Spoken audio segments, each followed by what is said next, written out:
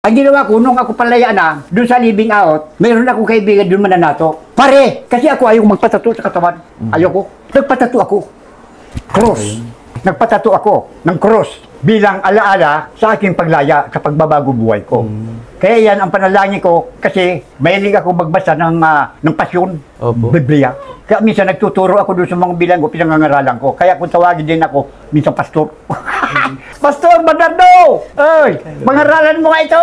Na nagtuturo ako doon sa kapong Kristo. Nakasulat dyan, Lolo, Our Father. Oo. Tapos, Banal, alaalang banal. Yun ang pinakagabay ko sa buhay ko na doon ko na nalaman na dapat na ako magbagong buhay.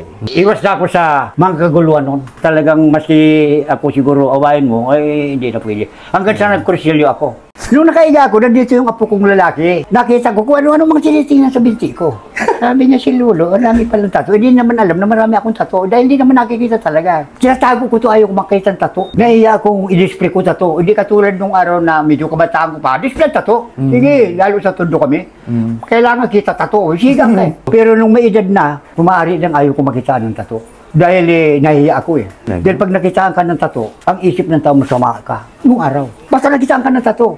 Nako, masamang tao yan. Baka mamamatay yan. Hindi katulad ngayon, ang tato bali wala eh. Kaya ang nangyayari, palagi akong nakapantalon. Kahit pagtulog. Nahiya ako kahit doon sa asawa ko. Ayaw ko makikita ako ng tato eh. Pero nakikita pa rin. Nagtaka nga yun eh. Nung makasal na kami. Dahil hindi niya alam may tato ako.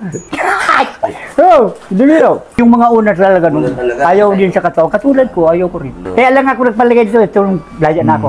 Alaala ko sa Diyos eh. Kasi nagtuturo-turo na ako nun sa Panginoon Diyos. Kung saan baong ko sa munting paglaya ko ng munting lupa para magbagong buhay. nice. Nung ako bata pa, hindi ko naman pagmamalaki sarili ko, businessman ako. Maputi ako nun, saka maganda katawan ko. Kaya nga, inalyasan ako ng Syornak, Saldi Syornak. Kasi yung mga pelikula ni Saldi Syornak, nung kasama sila Fernando Po Jr., kawig ko. Kaya minsan napapagkamalian ako pag naka-spooting ako. Uy, si Saldi yan ah. Uy, sa loob ko, puto na Saldi raw. Talaga ako, artista ako ah. Bibili lang ako sa mga yung mga bila ng mga damit. Minsan napatingin sa akin yung mga babae. Ano ba si Saldi yan? Sa loob ko, tarantado.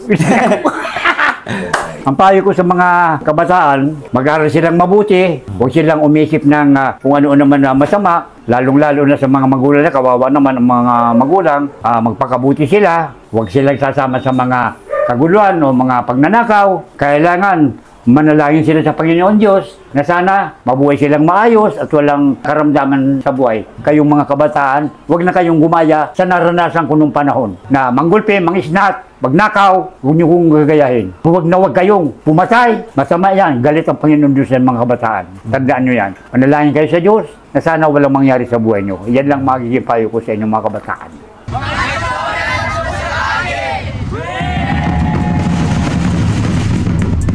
Mga tinta nasa loob ng Si Boy Luna naman kasi, nakapa yun eh. Hanggang sa nakulong. Nasintinsan din, malaki ang sintinsan nun. Pero nagkasama kami nun, pinikap din siya, pinikap din ako, dinala kami nga doon sa Nicol Herbes. Magkaranso kami doon ni Boy. Nabalik si Boy sa munting lupa dahil mga nakatarantaduan doon sa Mga nagnanakaw sila ng mga ilis ng aeroplano. Kasi kasama siya sa na basura. Kakarga sa truck. Yung mga ilis ng mga aluminyo, sinatawag doon sa basura, ilalabas. Saka nagnanakaw sila ng mga tanso doon. Kilala siyang tourist ng mga holdapper ng mga bahay. Oh, isa yun. Si Boy Luna, Paco yun. Nandito sa akin. Mayroon ko ni Boy Luna. Tingnan, Lolo. Boy Luna. Ito, Luna. May resibo. Oo, kasama ko Boy Luna. Hanggang sa nagtitil naman kami sa munti, doon sa brigada namin. Sabi sa ko nagtitil na naman tayo rito. Punta na wala tayo doon sa Hermos, dito naman tayo. Oo, kako, talagang ganun. Ganyan lalaki yun. Si Boy Luna. May kayang buhay noon. O kaya lang talagang tarantado. Talagang pumapatay din. Tumitira. Malaki na naging sentensya noon. Ngayon, hindi ko malaman na kung kailan lumaya yun.